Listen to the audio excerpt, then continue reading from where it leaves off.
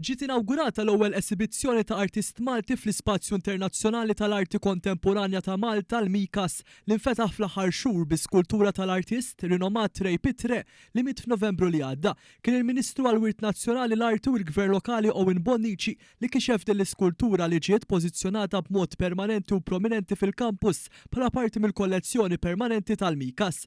Waqt din l-inawgurazzjoni il-Ministru Bonnici indirizza lill-udjenza li kienet tinkludi qraba tal-istess artist li ma laħaqx ra l-aħħar xogħol tiegħu imsemmi Figure in Rods jiġi esebit bħala parti mill-kollezzjoni ta' dan il-mużew fil-Furjana li qed jirċievi anke tifħir internazzjonali.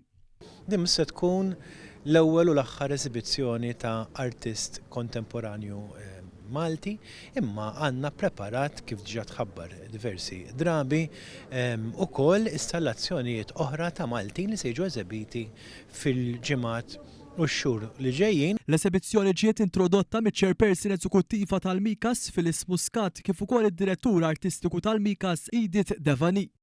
Rej Pitre huwa l-ewwel artist Malti li ħanamlu esibizzjoni tiegħu, għandna l-iskultura tiegħu Figure in Rods li qegħdin naraw bħalissa u ħajkollna wkoll għandna wkoll esibizzjoni ġol-galleriji ġewwa ta' xogħlijiet oħra tiegħu. Il-viżitaturi li jħallsu biex jitlu fil-Mikas għandhom ukoll aċċess għal esibizzjonijiet u xogħlijiet oħrajn.